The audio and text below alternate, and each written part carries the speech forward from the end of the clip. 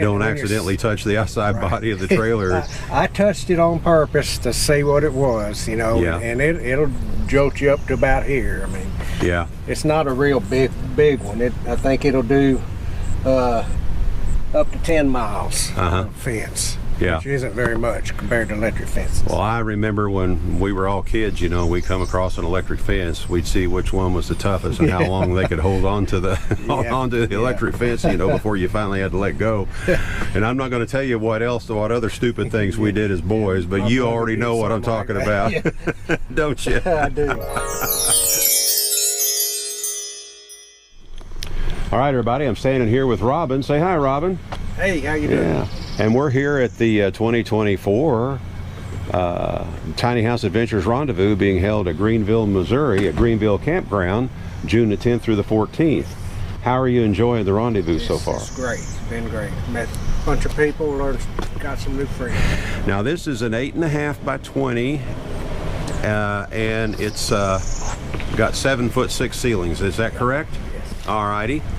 And of course, you've got the flat nose on it, yes, but you've also got that big, long, extended tongue there. And does that help in towing? Yes, it helps in towing. I think that adds some of the weight to the tongue, the 1,200-pound tongue weight. Yeah. Because it's extended. But for backing up and stuff, I don't have to worry about backing, getting the corner of my truck into it.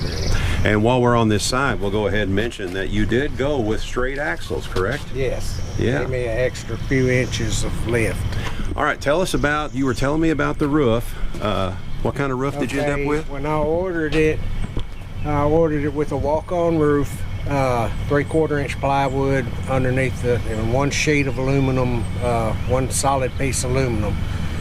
But I put 10 100-watt panels on top, solar panels. So you got 1,000 watts. 1,000 watts. Mm-hmm. They take up most of the room. The back 4 feet or 4.5 feet is open. So I could put a few more, but I'm not going to. Okay. All righty. All right. And I see you've got a really nice heavy-duty ladder here as well.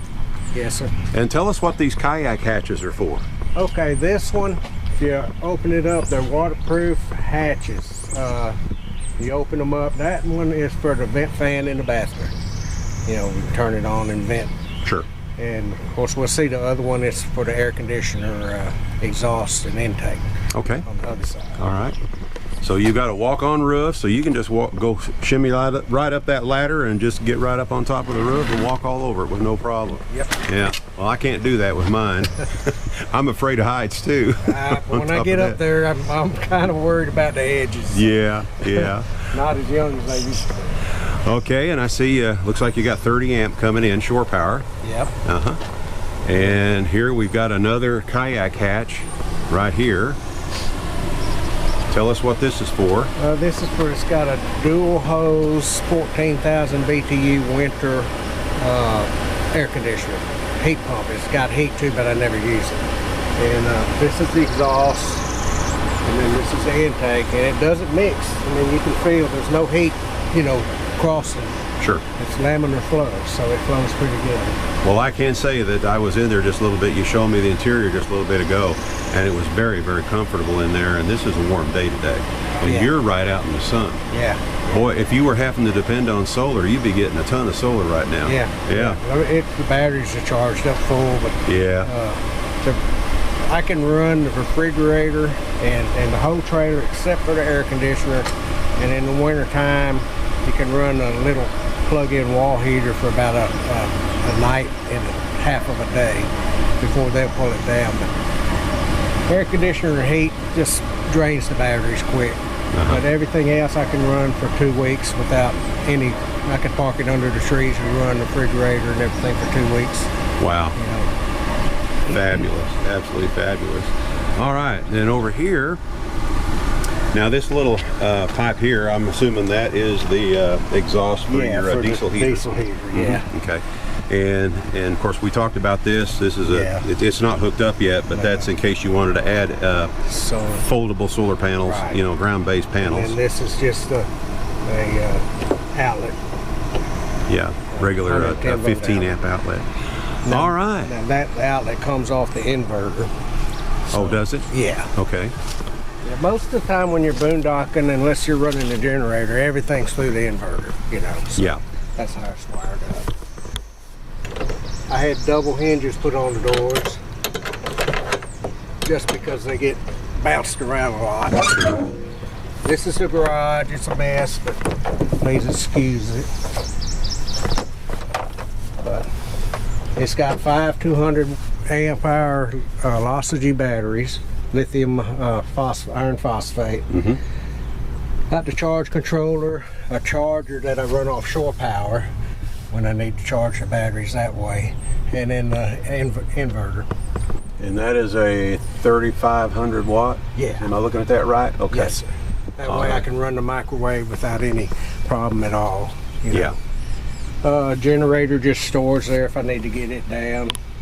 This is my diesel heater. Tool cabinet. This here is people's kind of smiled at it, but this is a fence charger. Yeah. Okay. When you're boondocking and around the Albert Pike area, up around Shady Lake, Flatside Wilderness, the bears are starting to associate campers with food, or there's more bears, one of the two. But anyway, people said, well, you can just run an electric fence, portable electric fence around your campsite. And I said, no, I'm not going to do that. So I thought the bright idea, I'm just going to electrify the body. So instead of hooking to a fence, we just take the positive cable and run this into the ground and run the cable to it, and then the other one's grounded, and it's got a remote switch. You can turn it on and off, so you can get in and out if you went hiking and came back without getting shocked. And once it's on, you touch any metal, it'll give you a pretty good jolt. Even the aluminum side of the trailer. Yes, Yeah. yes, anywhere that's metal. Of course, you got to have the jack stands on the plastic, Yeah. bases, and the safety chain's got to be up top. They can't be touching the ground. If they touch the ground, it just grounds out. I see. So the nice thing about having that remote Bluetooth switch, when you get ready to go out the next morning, all you got to do is just hit that switch, and you can go out. then And you don't accidentally touch the outside body of the trailer. I touched it on purpose to see what it was, Yeah. and it'll jolt you up to about here. I mean, Yeah. it's not a real big one. I think it'll do up to 10 miles fence. Yeah. Which isn't very much compared to electric fence. This is a diesel heater. We use it for winter. It's a 8,000, and I got to run it on low because it gets so hot. Even if it's 20 degrees outside, you got to open the windows. Really? I wished I'd have bought a 5,000 BTU one. Interesting.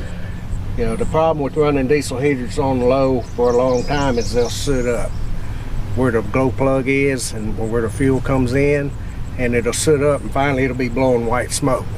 So in order to fix that, you pull the glow plug, use one of these little hook tools, pull the screen out, clean it, and then on the side there's a little bitty hole you got to clean too, where it screws in, and then it's back going. But if you don't clean that little bitty hole on the side of the threads where it screws in, it'll never light. Wow. So All righty. Well, you've definitely done your research and figured out what works and what doesn't. yeah, I That's thought for about sure. it a long time. I saw that your deal was, yours first one was the one that I can do that, and then we went and cleaned out that El Dorado was a boom town, and some friends of mine went to help another friend move out of his apartment, and the apartment he was in was one of the original boomtown apartments. And when we went up there, it was so, I call it frontier rustic. I mean, it's as rustic as you can get. They used the saplings from the land around there for trim and things like that, but it looked good. And that got me thinking why we did it this way. Yeah, with all the way you've got it's this like trimmed out here, we're going to see a whole bunch more of that This when we isn't go varnish, inside. that's just the natural. These couldn't get cypress is what the apartment was done. This is pine. We went to a cutover where the skidders had drove over the saplings when they're harvesting, and those big long pine saplings laid there for a year, and the worms get behind the bark and do all that, and the bark just peels off. So I said, I'm gonna trim them up. So I split them on the table saw, and that's what we use for trim. There you go. Come on in.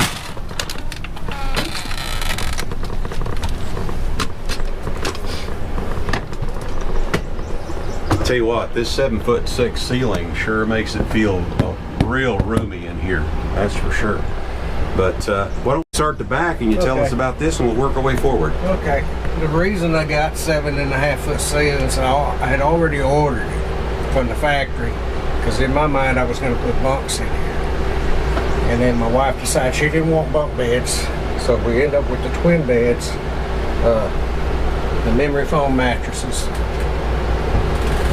Little tray table under there. Those little stairs are just portable stairs, so we can, short people can reach. I see. Stuff. The green light is the inverter, remote start and stop, and then the other one is the diesel heater control. Okay. So that's really the wiring for all these lights is just wired kind of like a house would be, you know, with light switches. So there's no special, you know, 12 volt on-off switches. Okay. So, and I like your fridge. yeah, this is the inverter, and this is the shore power. So you just plug from one to the other whenever yes. which it depends on which one you're using at the time for power. Yes. Yeah. And this cabinet work, let me mention that right quick, and then we'll move on. But you can see what I'm talking about, and I'll be standing back so they can see it a little bit better here in just a little bit when we move up front. But this woodwork, you know, it's rustic, but it's really cool how it looks. It really looks nice. So anyway, let me swap ends with you, and then let's do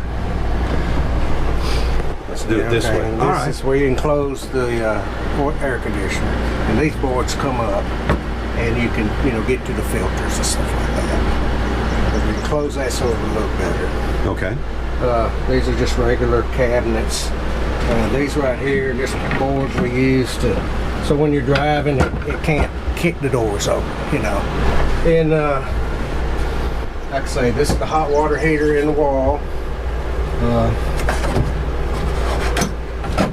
Right there. Yeah, it's an on-demand propane water heater. Right.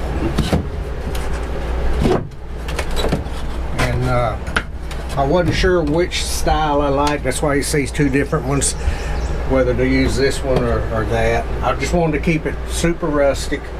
It suits us just fine. You know, like I say, most of the time we're way out in the woods anyway. My wife says the farther back we can get, the better she likes it. There you go. The shower, it's a recycle shower. It's got a one piece, no seams, Home Depot shower stall. And you add your water to your basin. That thing will hold 7 gallons if you want to fill it up. But it drains out, comes through here, goes through a hair filter, then it goes through the pump, and it comes up, goes through a 5 micron filter, through a charcoal filter, through a UV light sanitizer, through the hot water heater, and back to the shower, and then just makes the loop. Okay. The shower, the hot water heater will only turn down so low. So each time it makes the loop, it gets a little bit warmer, a little bit warmer. After about 10 minutes, it's getting too hot, and that's about it. Unless you added more water, it'll circulate on 2 gallons of water. So use it mostly for rinsing off. You can't use a lot of shampoo because it plugs up the filters. So. Okay. And this is the first one I've seen like that. I've heard about them before, but this is the first one I've ever seen like that. It's, you know, real simple. But I'm going to redesign it to where when I open the drain, everything drains empty. Right now, the UV sanitizer is a seal trap, and it traps water. So during the winter, you'd have to worry about it freezing if you just shut the camper down. You know? I see. So I got to redesign that. And then, of course, in here you've also got a composting type toilet. Yep. And you're using kitty litter. Yep. That It's right just now.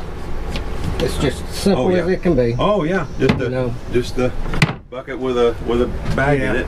Yeah. And of course, when I change it out every day when you're using it, and I got buckets. I'll put it's 2 trash bags with the cat litter inside the 5-gallon bucket. So I just zip them up tight, and I'll put them in the back of the truck to where when we go by a dumpster, we can just dump it.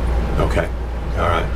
And then I see you got some storage back here in the back corner right Yes, here. sir. Yeah. I put that in last week because we had 2 of these standing side by side, but it was hard to, it just didn't have enough storage. So I wanted a pantry type. So now I got to figure out how to put some doors on it to where it'll be closed up. But nothing came out. I mean, the whole trip, 380 something miles, nothing spilled out. So that was encouraging. Yeah, that's for sure. It is encouraging. I do want to point out one thing. This is the top right here that goes over there, but we had it pulled off for expediency, so we could show how the system worked there. So normally that's all covered up with that top right there, that countertop. I would like to put a solid wood top with hinges on that I could just lift the whole thing up. Yeah. Maybe one day. Sure. I'll get to it. Well, Robin, anything else you want to show us? Oh, let's talk about insulation right quick before we go. So it's got the aluminum skin, a space where people usually put the insulation, then the plywood. And instead of ripping the plywood all off, I put 2x2 burn strips on each rib frame, and put the insulation in between those, and then came over the top of it with these Western red cedar pickets. Okay. Did you do the ceiling in a similar fashion? Had the factory do the ceiling. Oh, the factory had to insulate the ceiling. Okay. Yeah, and the floor doesn't have any. The floor. Okay. All right. Well, Robin, thank you so much for showing your creation here. This thing is really cool, and it's really neat how you can take it out in the Bojacks. Yeah. Truly the boondocks. Yep. Yep. And your approach to protecting yourself from bears is very interesting as well. They'll get a surprise. No, I'm sure about that. Anyway, again, thank you so much. The woodwork in here is just beautiful. I like that rustic look, and I think a lot of our viewers will feel the same way as well. And anyway, for now, I'm going to say this is Robin and Bill with I Ride Tiny House Adventures, and you know what I'm going to say, Robin. We're not camping. We're living. Absolutely. Thank you so much, Robin. Thank you. Okay.